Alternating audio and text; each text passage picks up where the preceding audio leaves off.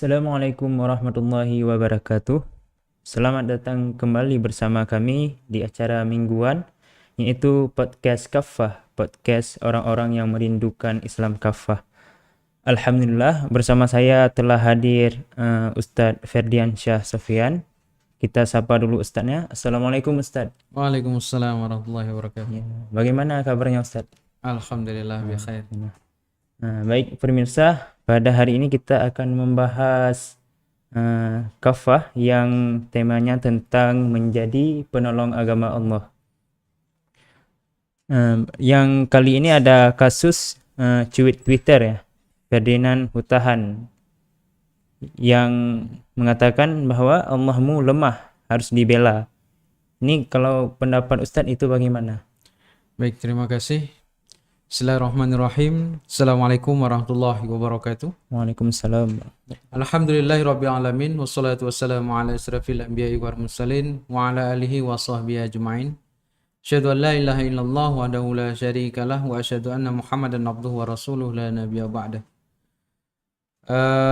Para pemirsa Mukmin TV yang dirahmati Allah Subhanahu wa taala, akhir-akhir ini memang kita mendengar suatu hal yang ya pelecehan lah ya kalau menurut saya ya.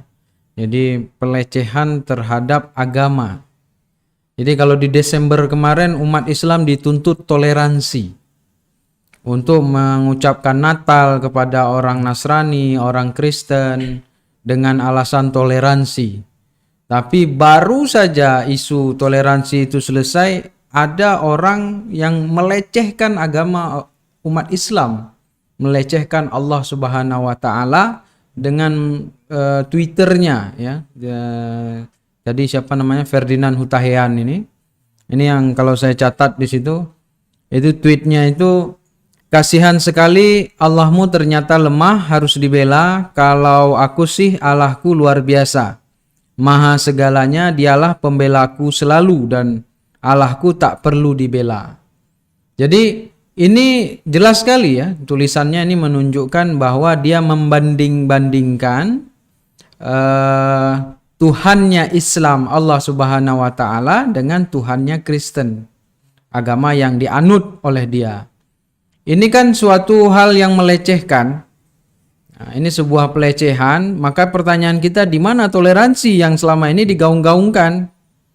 Jadi kalau yang ngomong umat Islam ditindak, tapi kalau yang ngomong orang-orang selain Islam tidak ditindak. Walaupun ya terakhir saya dapat informasi dia sudah ditangkap. Kemudian, nah ini yang geliknya, pengacaranya mengatakan dia ya ada sakit jiwa sedikit gitu.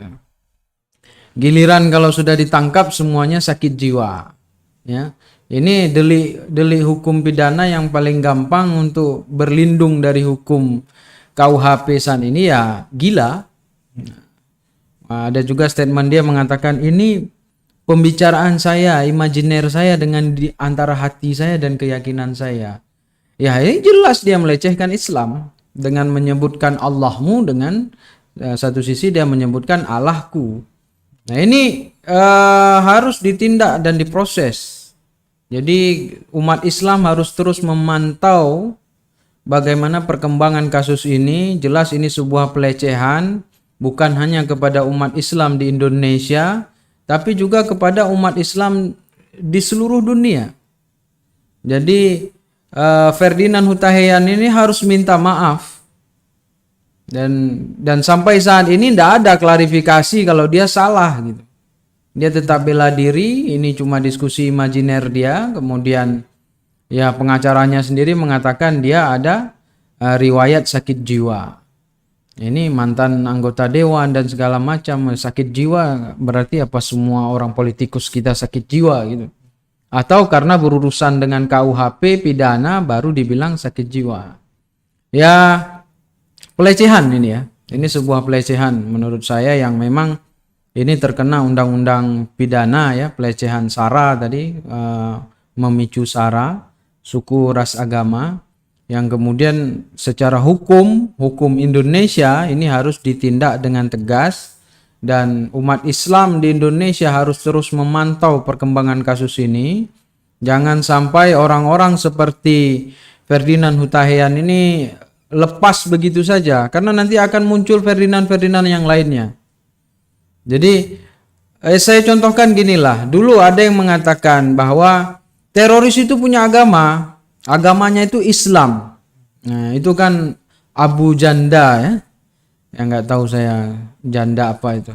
Jadi sampai sekarang bebas. Ada Denny Siregar, ada Ade Armando yang dengan terang-terangan melecehkan Islam, ada Eko Kutadi, apalagi banyak buzzer-buzzer lainnya yang terang-terangan melecehkan Islam. Yang kita sayangkan, ini fenomena-fenomena ini baru-baru terjadi. Ya kurang lebih 5 tahun lah pasca Pilpres yang lalu, jadi berkembang dari politik identitas dan serangannya macam-macam. Dikatakanlah gerakan 212 ini gerakan yang ini gerakan politik identitas, padahal waktu itu sedang Pilpres kan. Ya kita sudah ngerti arahnya kemana. Jadi di saat umat Islam menuntut haknya dibilang politik identitas.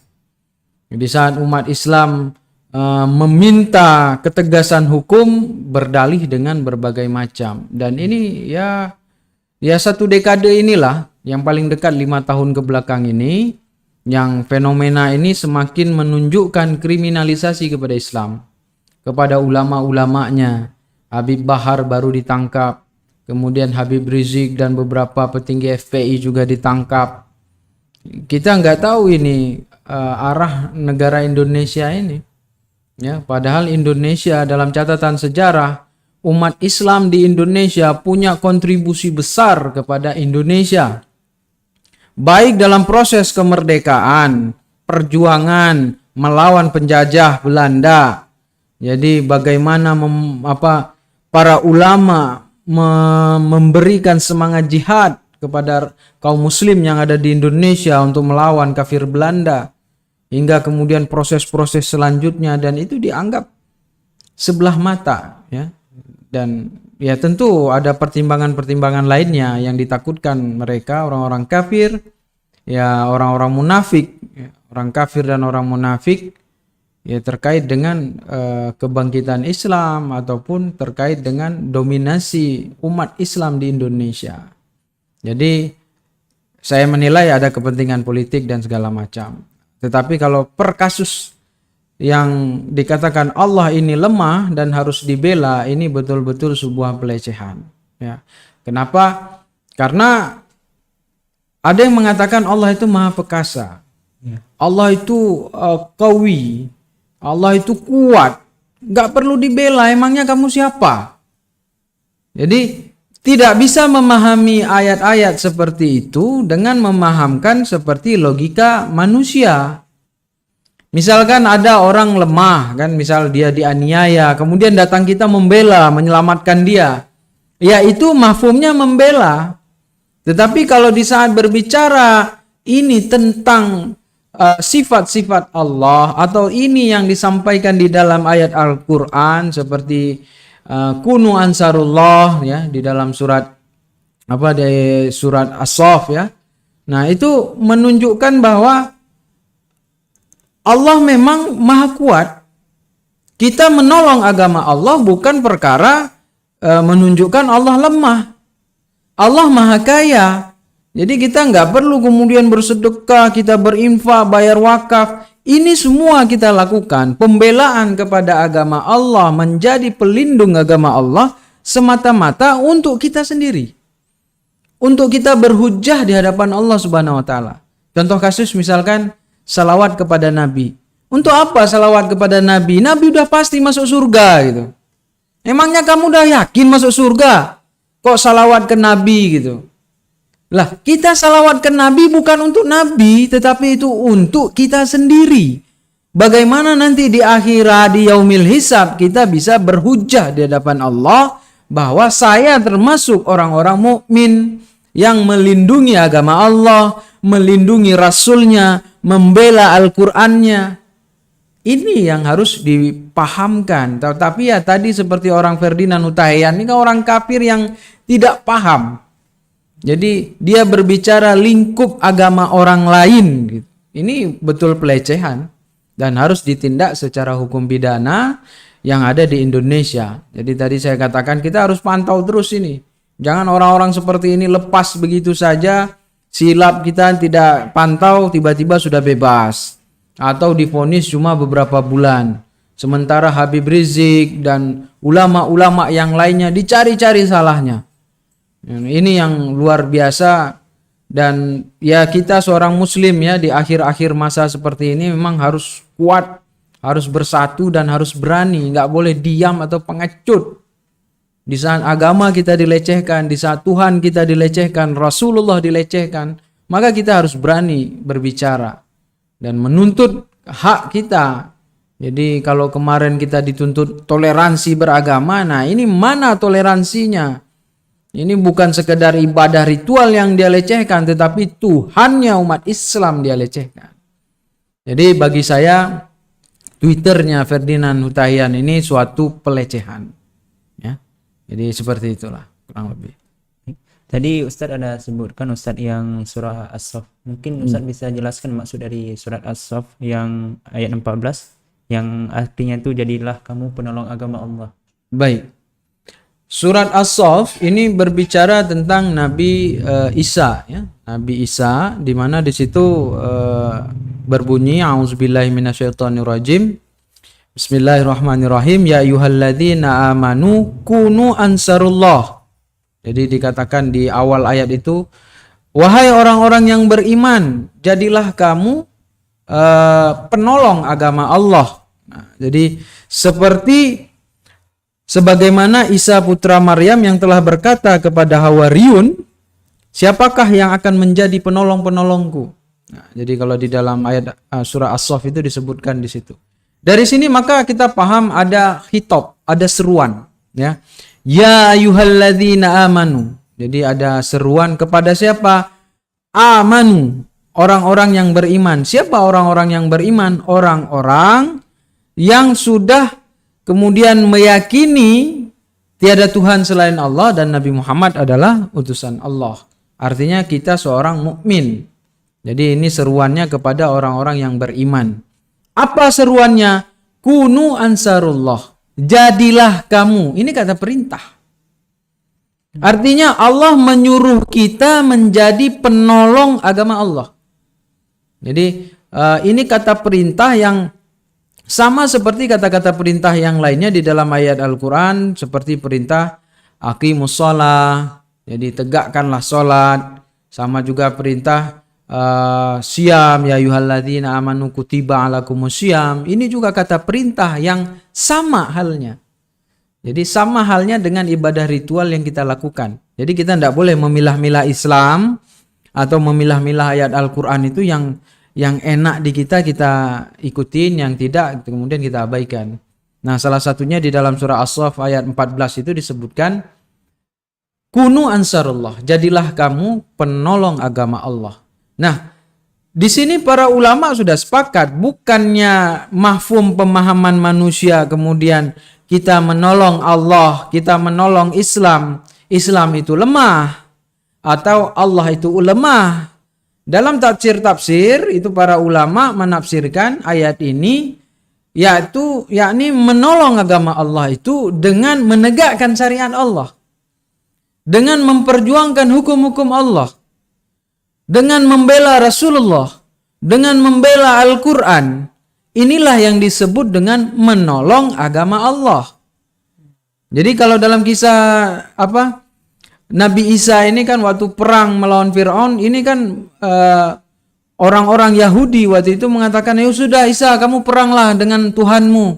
Kan kalau perang sama Tuhan pasti menang. Gitu loh. Kamu kan kalau perang sama Tuhan pasti menang, namanya juga di backingi sama Tuhan. Ya sudah sana. Nah, orang-orang Yahudi perilakunya suka seperti itu, mengolok-ngolok agama. Bahkan mengolok-ngolok Nabi Isa dalam arti udah perang sama Allah lawan Fir'aun tuh sendiri sana. Kemudian disinilah kemudian dijelaskan dalam ayat ini Nabi Isa bertanya kepada Hawariyun. Jadi kepada orang-orang pengikutnya apakah kalian akan menjadi penolongku? Dan mereka menjawab, nahnu ansarullah. Kami ini adalah penolong agama Allah, ya Nabi Isa. Inilah tuntutan, ya. Kata perintah dari Allah untuk kita melakukan aktivitas menolong agama Allah. Maka yang perlu kita pahami, menolong agama Allah jangan dari segi tafsir saja, dari segi terjemah. Kalau terjemah itu tentu logika yang dipakai adalah logika akal manusia. Menolong agama Allah itu artinya ya Allah lemah. Wah, ini kacau ini. Bahaya itu.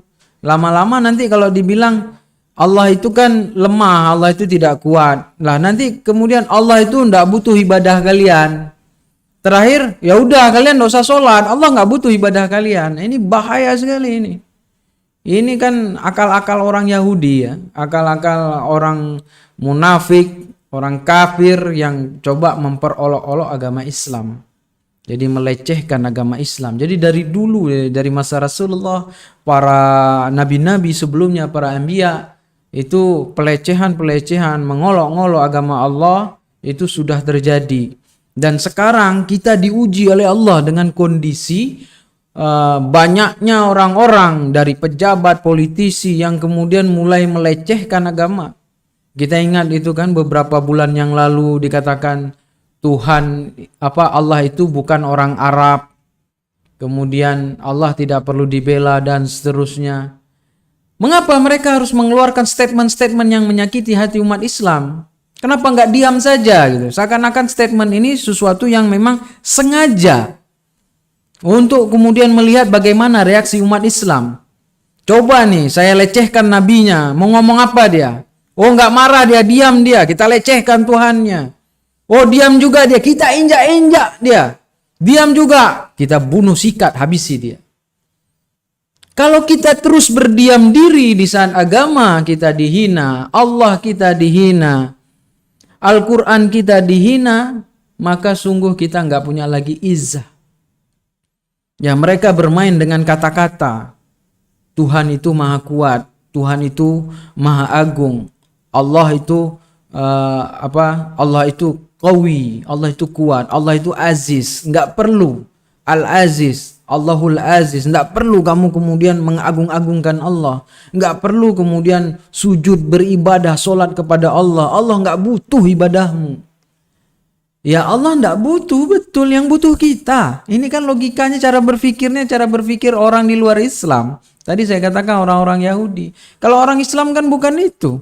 Kita ibadah apa karena ibadah kemudian itu Allah butuh disembah oleh umatnya, sehingga kemudian Allah bangga disembah. Allah enggak butuh ibadah kita. Allah enggak butuh sujud kita. Tapi kita ingin membuktikan diri kepada Allah bahwa kita orang yang bertakwa, layak mendapat ridha Allah, layak mendapat surganya Allah.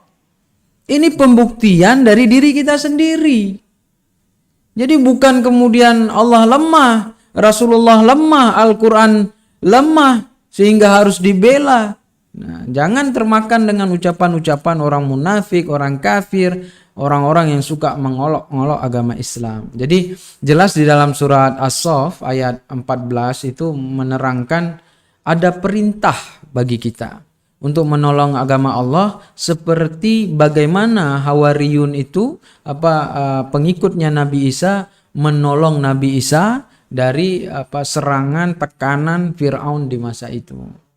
Jadi Nabi Musa iya Isa bin Maryam ya, Hawariyun. Nah, ya. Jadi tekanan ya. Jadi saya Nabi Isa waktu itu ditekan lah sama penguasa masa itulah. Jadi ini ya yang penjelasan dari surat itu. Sebenarnya ada beberapa ayat Al-Qur'an yang lainnya ya. Jadi seperti ya ayyuhallazina amanu in tansurullahu yansurkum wa yusabbik aqdamakum. Jadi wahai orang-orang yang beriman, tolonglah agama Allah, maka Allah akan menolongmu. Nah, di sini banyak penjelasan para mufassir. Di sini di saat kita menolong agama Allah bukan karena Allah butuh, tetapi nanti Allah akan menolong kita. Menolong segala urusan manusia. Manusia mana yang enggak punya masalah? Ya. Jadi mahasiswa punya masalah, banyak kali tugas. skripsi belum selesai, belum lagi nanti sudah wisuda mau menikah, pusing kepalanya. Nah, juga ada yang sudah bekerja juga pusing nanti kan, sudah menikah pusing cari kerja, sudah bekerja sudah menikah pusing mikirin biaya pendidikan anak, dan banyak masalah lainnya yang ada di setiap manusia yang ada di muka bumi. Setiap individu punya masalah. Kemudian salah satu solusi yang Allah katakan, tolong agama Allah, masalahmu selesai. Ini kan luar biasa. Apa kamu nggak percaya? Apakah kita seorang muslim, seorang mukmin tidak percaya janji Allah? Di saat kita membela agama Allah, kita melindungi Islam, menjaga Islam, melindungi Rasulullah dari fitnah, dari hinaan orang-orang kafir dan munafik, maka Allah akan melindungi kita. Allah akan menjaga kita di dunia dan di akhirat. Permasalahan-permasalahan kita akan dibantu, diurai, diselesaikan oleh Allah. Ini janji Allah kepada orang-orang yang beriman. Jadi tadi surat As-Saff, kemudian surat Al-Hajj juga ada menjelaskan hal seperti itu. Nah, dan banyak ya, ada beberapa juga di surat Muhammad. Nah, di surat Muhammad juga atau surat Al-Qital ya. Surat Muhammad ini disebut dengan, selain surat Muhammad juga disebut dengan surat Al-Qital. Al-Qital itu artinya perang, peperangan. Karena memang ayat-ayat di dalam surat Muhammad ini menjelaskan tentang motivasi berperang. Jadi disebutkan di situ, tolong agama Allah, maka niscaya Allah akan menolong kalian dan meneguhkan kedudukan kalian. Jadi di sini penjelasannya luar biasa bagaimana memang kaum muslim ini, kalau berbicara ini kan ayat Madinah ya. Artinya surat Muhammad ini memang berbicara tentang jihad. Bagaimana para sahabat itu diperintahkan berjihad untuk menolong agama Allah. Melawan siapa? Melawan orang-orang yang melecehkan agama Allah, orang-orang kafir, orang-orang munafik, orang-orang musyrik. Sehingga konsekuensinya Allah akan menolong kita dan meneguhkan kedudukan kita. Kedudukan kita di hadapan siapa? Di hadapan orang-orang kafir. Sehingga para sahabat, tabi'in, atabi'in, ulama-ulama mutakaddimin, mereka memiliki izah Islam, ditakuti, dihormati di seluruh dunia. Kenapa? Karena mereka ikhlas menolong agama Allah, berjuang, berperang di jalan Allah. Allah tolong mereka. Jadi cuma terlepas jangan kemudian saya sampaikan surat Muhammad, oh berarti Ustaz ada seruan jihad ini, kita berjihad dengan Ferdinand Hutahian. Ya bukan, siapa dia, kecil gitu kan, cuma individu. Jadi yang kita inginkan, mana ini selama ini dikatakan moderasi beragama, mana yang selama ini dikatakan toleransi beragama, itu cuma hukum-hukum yang tajam ke bawah kepada ulama-ulama, kepada habaib. Giliran kepada orang-orang buzzer RP yang buzzer dibayar, yang hidupnya dari memfitnah ulama, itu dibiarkan begitu saja. Ini yang kemudian menjadi tuntutan kaum muslimin. Kita tidak bisa diam dengan kejadian-kejadian seperti ini. Kita harus marah, kita harus menunjukkan sikap kita. Jadilah ansarullah, jadilah penolong agama Allah, ini kesempatannya. Jangan bikin status ini cuma ini tiap hari status di Facebook, nasib dia aja gitu kan. Baru beli baju baru, foto upload. Ini agama Allah, Tuhanmu dihina loh. Buat apa kamu selama ini sholat, Tuhanmu dihina, kamu tidak diam diri gitu. Minimal menyatakan sikap, minimal mengatakan tindakannya ini suatu pelecehan. Ini yang harus lakukan oleh umat Islam. Karena ya ini kejadian yang berulang-ulang. Dan saya ya sepanjang hidup saya 5 tahun terakhir inilah saya ngerasakan bagaimana Allah dihina, Islam dilecehkan, Rasulullah dihina dan dilecehkan. Baru 5 tahun ke belakang inilah kejadian-kejadian seperti ini terjadi. Dan betapa banyak pejabat-pejabat yang muslim, pemimpin-pemimpin yang muslim, jenderal-jenderal yang muslim tidak bisa berbuat apa-apa. Tidak membela agamanya, dan Allah nanti akan minta pertanggungjawaban kepada mereka di akhirat karena di saat mereka punya kekuasaan mereka tidak menolong agama Allah. Jadi kekuasaan itu amanah. Apakah kekuasaan kita menjadi panglima militer, menjadi posisi komandan militer, atau amanah kita menjadi penguasa di sebuah kabupaten, provinsi, dan negara, maka semua itu akan diminta pertanggungjawaban oleh Allah. Ini kesempatan kamu menunjukkan bahwa kamu adalah Ansarullah. Kalau dia malah berpihak kepada orang-orang, membela dan melindungi orang-orang yang melecehkan agama Allah, maka jelas sudah posisi mereka. Mereka berseberangan dengan para pembela agama Allah. Jadi itu tadi ya, surat As-Saff ayat 14, jelas menolong agama Allah itu perintah Allah. Allah nanti akan menolong kita. Allah akan menyelesaikan masalah-masalah kita. Allah akan meneguhkan kedudukan kita dengan mengangkat derajat izzah kita sebagai seorang Islam yang dihormati di dunia ini. Jadi seperti itu. Baik Ustaz. Ini kira-kira Ustaz, kalau dulu kan pernah juga di masa-masa Rasulullah dan masa sahabatnya. Kira-kira kalau masa Rasulullah itu waktu agama dihina itu bagaimana sikap Rasulullah? Baik, ya menarik ya pertanyaan ini, karena memang kalau kita telusuri ya dari Sirah Nabawiyah Ibnu Hisham dan beberapa kitab Sirah Nabawiyah yang lainnya, ada kisah Abu Bakar As-Siddiq. Itu kalau kita baca karakter Abu Bakar itu sahabat yang paling lembut. Itu susah marah. Jadi suatu ketika ada seorang Yahudi, saya lupa namanya, Finhas atau siapa itu namanya. Ya Finhas kalau tidak salah. Jadi Yahudi ini menyebutkan saya ini Tuhanmu itu miskin. Bayangkan, dia lecehkan, dia katakan Allah kalian itu miskin, Tuhan kalian itu miskin, sementara kami Yahudi kaya. Apa yang dilakukan oleh Abu Bakar yang lembut, yang enggak jarang marah itu, digampar, dipukul. Orang yang selembut Abu Bakar bisa marah gitu di saat Allah dilecehkan. Jadi kemudian orang Yahudi ini melapor kepada Rasulullah, merasa diintimidasi, merasa dizolimi oleh Abu Bakar. Kemudian turun ayat Al-Quran itu khusus untuk membela Abu Bakar, itu di dalam surat Ali Imran disebutkan.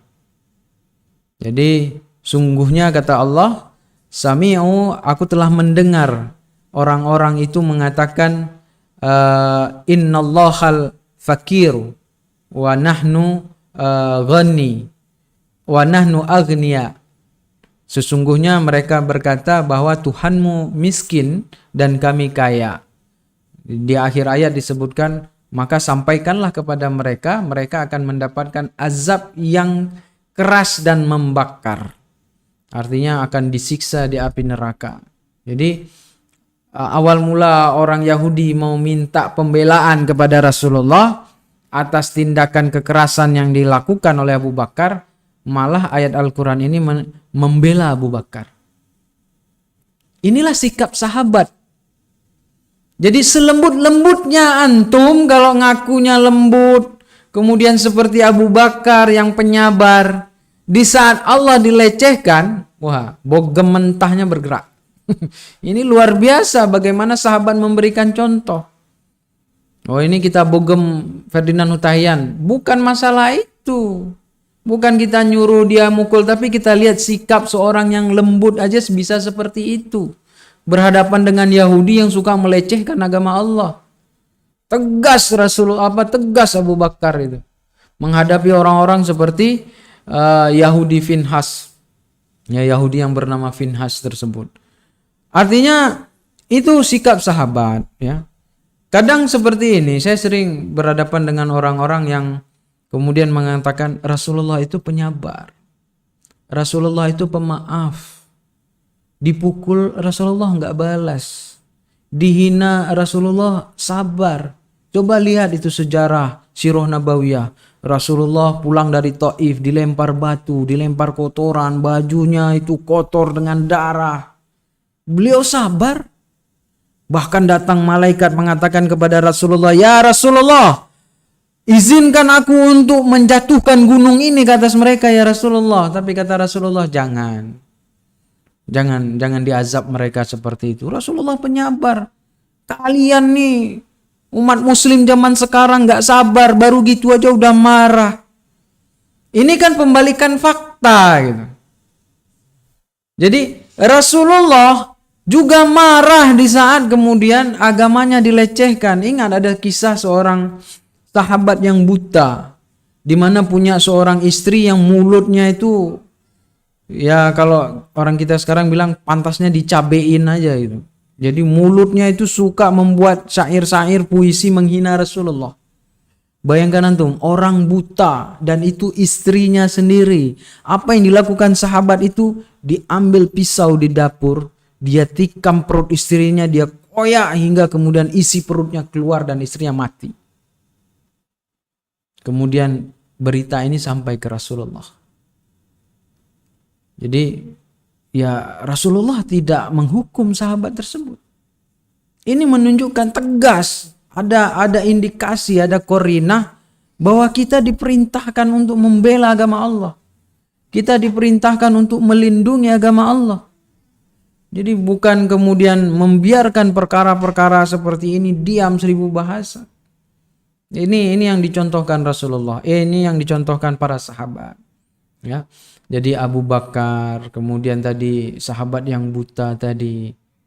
Jadi bukan sekedar mengecam sampai mereka memberi tindakan. Tentu dalam batas-batasan Islam. Ya. Kita juga kemudian hanya menginginkan orang-orang yang selama ini melecehkan Islam itu ditindak secara hukum. Giliran ulama habaib dibilang demokrasi. Ini menyebarkan berita hoax, memfitnah pemerintah, langsung disikat, langsung ditangkap, langsung diproses. Lah, orang-orang yang kemudian, ya saya bisa mengatakan mereka minoritas lah. Orang-orang non-muslim selain Islam, ya minoritas di Indonesia, tapi kok kelakuannya itu sekarang seakan-akan dilindungi oleh hukum. Sehingga melecehkan Islam dengan apapun, itu dengan seenaknya di mana-mana. Dan tidak ada tindakan keras. Ini yang kemudian tuntutan kita sebagai seorang muslim. Masih ada kok tuh Ade Armando, masih ada Abu Janda, masih ada Denny Siregar, dan kroni-kroninya yang lain kok dibiarkan. Mau sampai kapan dia terus melecehkan Islam? Jadi jangan salahkan umat Islam kalau kemudian bertindak sendiri, kalau kemudian pemerintah tidak mengambil sikap. Ya saya walau-walam tindakannya seperti apa kan. Cuma tadi umat Islam marah. Umat Islam harus marah kalau agamanya dilecehkan. Apalagi ini Allah Subhanahu wa taala. Allahu Akbar, Allah yang maha besar. Allahu Ahad, Allah yang maha esa. Allahul Qayyim, Allahul Aziz, dihina, dilecehkan oleh manusia yang tidak sebanding dengan Allah. Kita kemudian mengatakan harus bersabar. Ya, kalau kata Buya Hamka, sudah, kamu pakai kain kafan aja.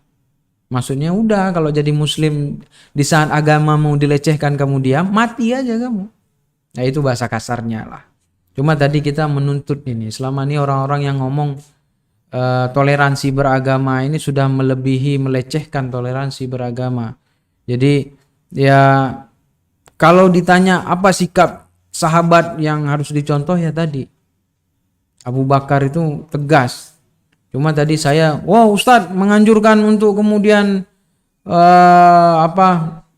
tindak kekerasan. Ya enggak, Islam itu bukan tindak kekerasan. Tapi tentu kita kemudian berbesar hati menanggapi ini, tapi tidak juga kemudian diam dan bersabar. Harus ada tindakan real dari kaum muslimin.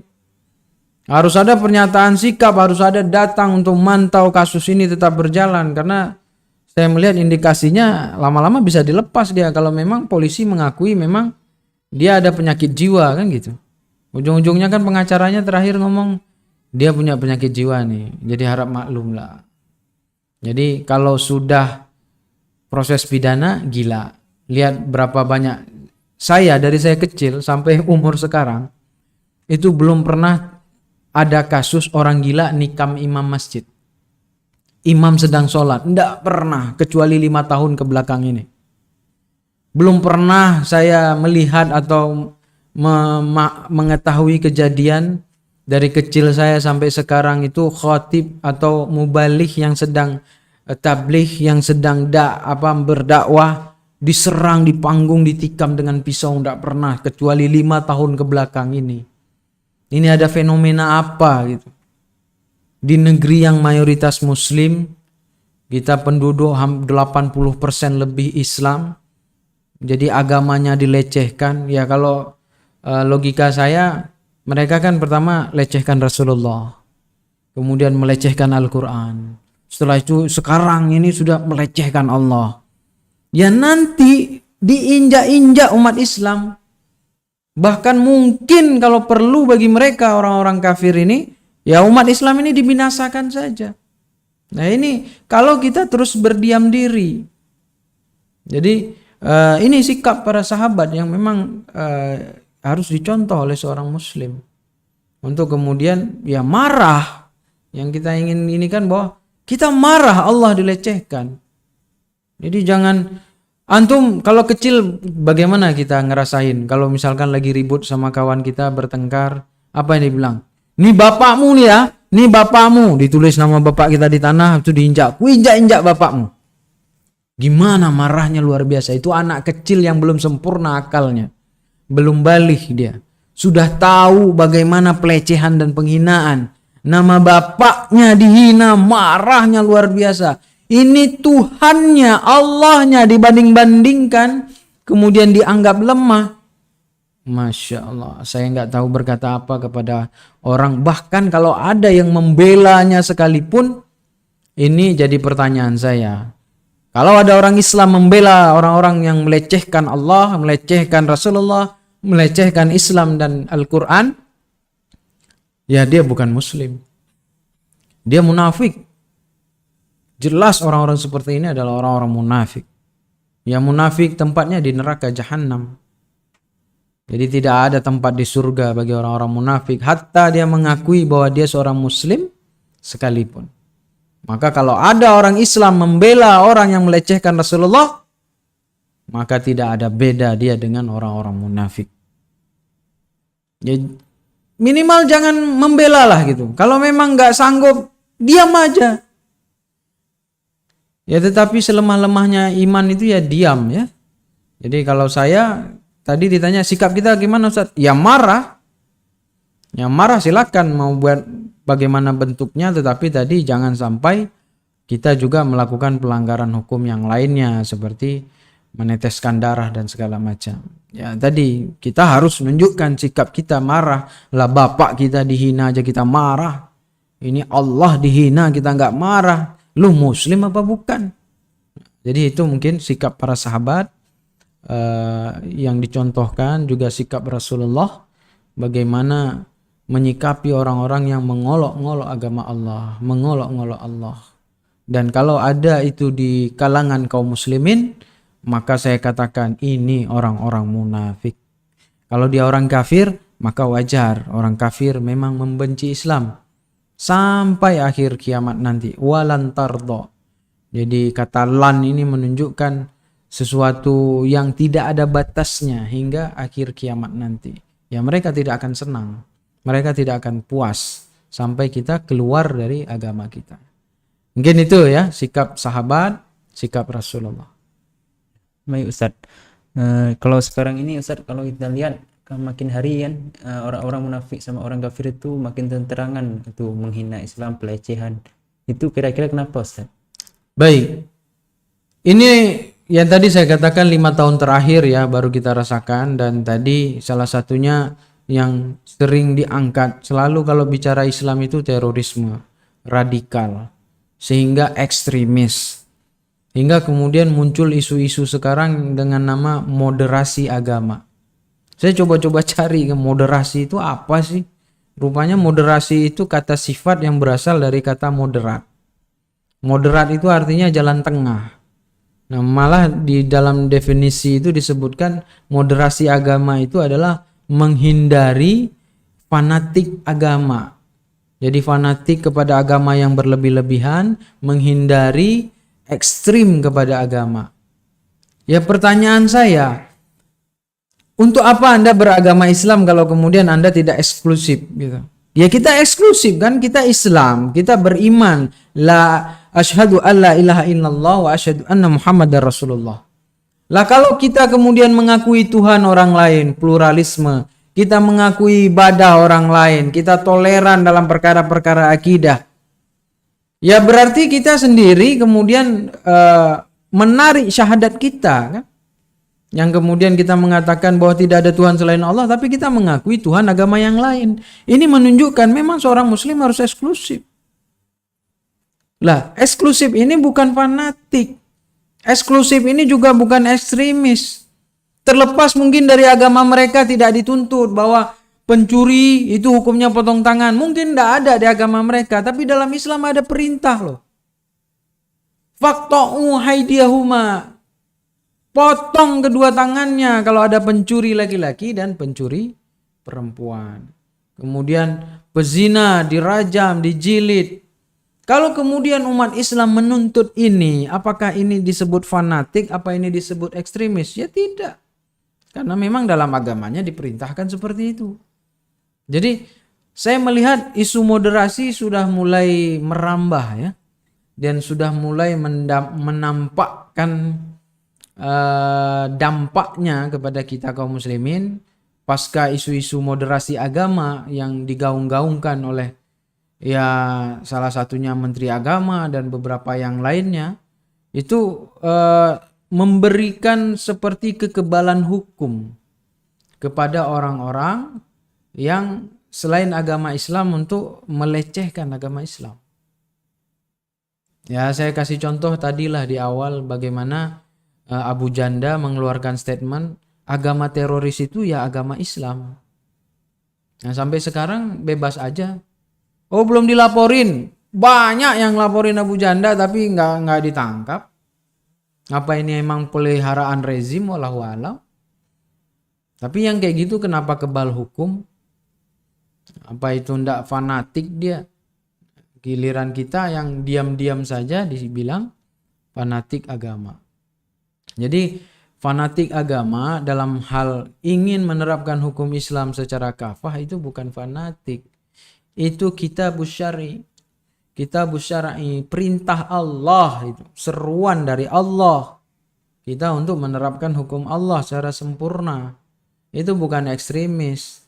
Tetapi kemudian ini kan selalu dibarengi dengan isu terorisme, kemudian kekerasan, padahal ya juga bukan Islam. Islam tidak mengajarkan terorisme. Saya tidak sepakat dengan orang-orang yang mengatasnamakan agama bunuh diri di tengah kaum muslimin dan segala macam. Saya nggak sepakat dengan itu karena itu tidak diajarkan dalam Islam. Ya kita tahulah itu kerjaan operasi intelijen yang kemudian untuk mencitra burukkan Islam. Jadi saya melihat ini fenomena-fenomena yang memang sengaja dimunculkan oleh orang kafir melalui umala-umalanya, antek-anteknya untuk menyebarkan isu global di tengah kaum muslimin. Yang pertama, kalau kita menanggapinya sebagai isu global, maka ini memang hal yang ditakuti oleh orang-orang kafir. Umat Islam itu bangkit. Dan fenomena ini sudah ditunjukkan sekarang. 212 kumpul 7 juta orang di Jakarta, di bundaran HI, di Monas. Ini luar biasa itu.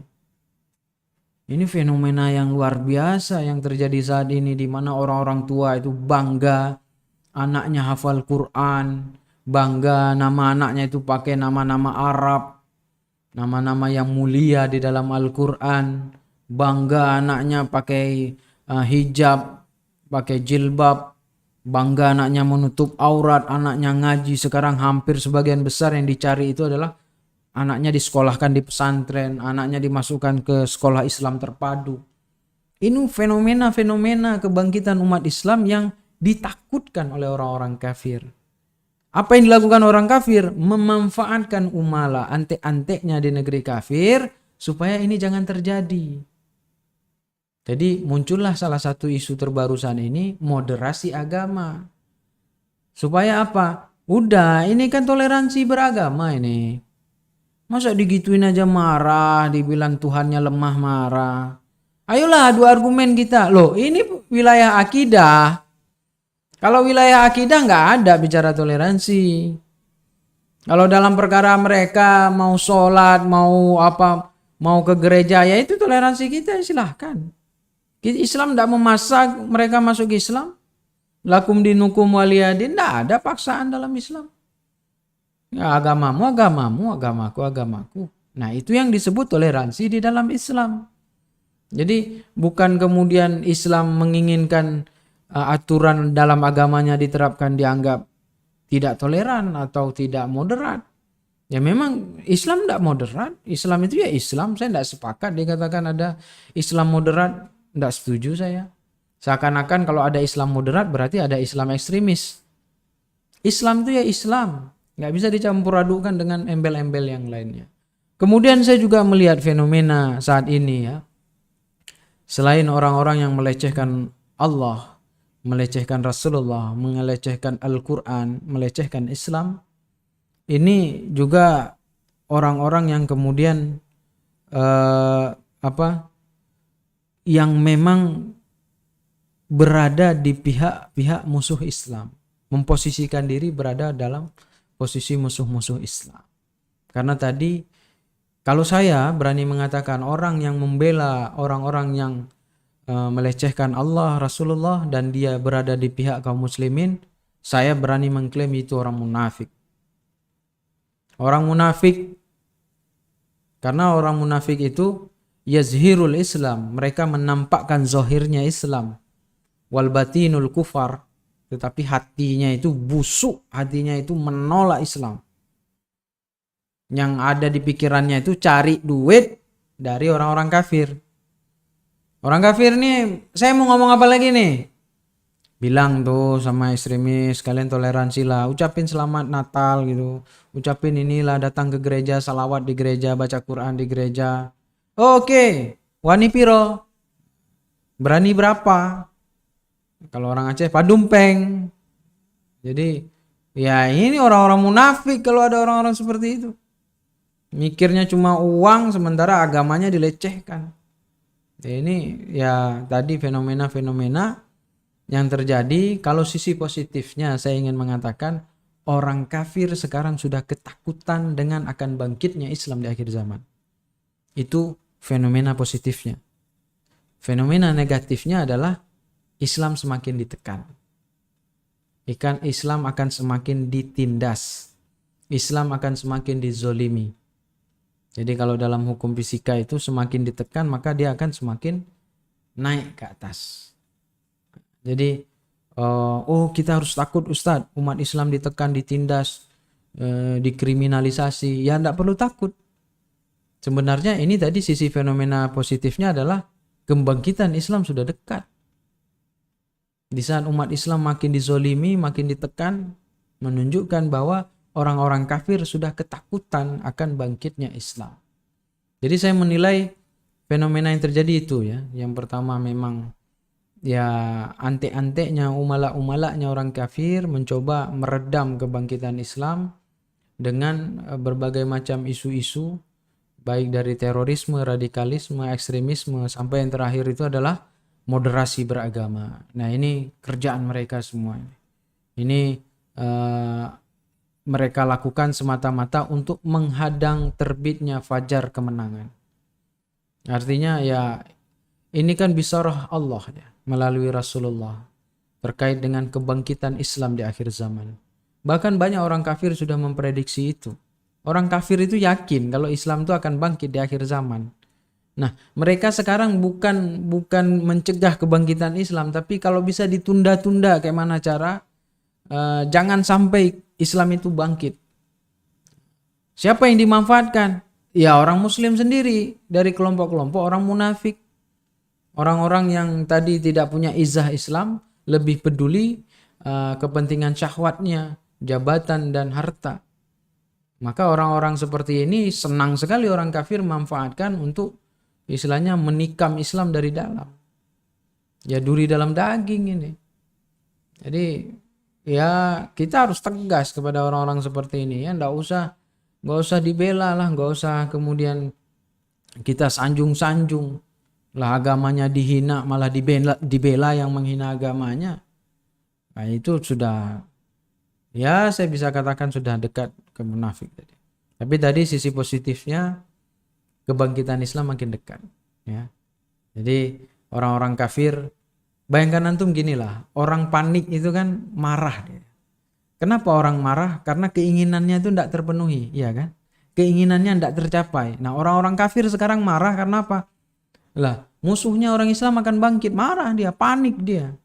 Nah, kalau orang udah panik itu ya mau tenggelam itu jerami pun dia tarik untuk ngapung, ataupun apa benda kuning menggantung di sungai juga dia tarik untuk ngapung. Ya, orang udah panik tenggelam kayak gitu. Nah, sekarang ini membabi buta ini. Sikit bicara Islam sikat, lecehkan Islam sikat, kriminalisasi. Ulama nuntut syariat Islam kriminalisasi, dan seterusnya. Ya tadi ini baru 5 tahun ke belakang fenomena ini saya rasakan seumur hidup saya. Dan tadi saya menilai sebagai ya Allah ingin menunjukkan ke kita kebangkitan Islam makin dekat. Tapi saya sebagai seorang muslim harus menunjukkan sikap tadi. Saya marah kalau Allah dilecehkan. Saya marah kalau Islam dilecehkan. Rasulullah dilecehkan. Demikian. Baik Ustaz, mungkin ini pertanyaan terakhir Ustaz ya. Ya. Pesan Ustaz untuk umat Islam sekarang jika agamanya dilecehkan. Baik. Kaum muslimin rahimakumullah, fil alam, ya, kepada kaum muslimin yang di seluruh muka bumi ini, kita paham dan kita harus yakin tentang bisarah Rasulullah. Janji Allah melalui Rasulullah akan kebangkitan Islam di akhir zaman. Jadi bagaimana di situ dalam hadis tersebut disebutkan umat Islam akan mengalami masa-masa pemimpin-pemimpin yang diktator, pemimpin-pemimpin yang menginjak Islam, menekan Islam, menindas orang-orang Islam. Maka kalau kita melihat hadis itu, kita seakan-akan ya merasakan ya itulah masanya sekarang. Tapi setelah masa itu kata Rasulullah, summa takunu khilafatan ala minhaj nubuwah. Akan datang masa kebangkitan Islam seperti masa kejayaan Islam nubuah yang dicontohkan di masa Khulafaur Rasyidin.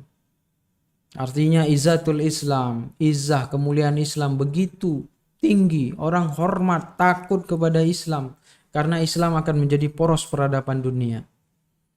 Maka benar hadis tersebut kemudian menjelaskan kita akan menghadapi pemimpin-pemimpin yang diktator, pemimpin-pemimpin yang tangan besi, yang kemudian menindas umat Islam. Barulah terbitnya fajar kemenangan.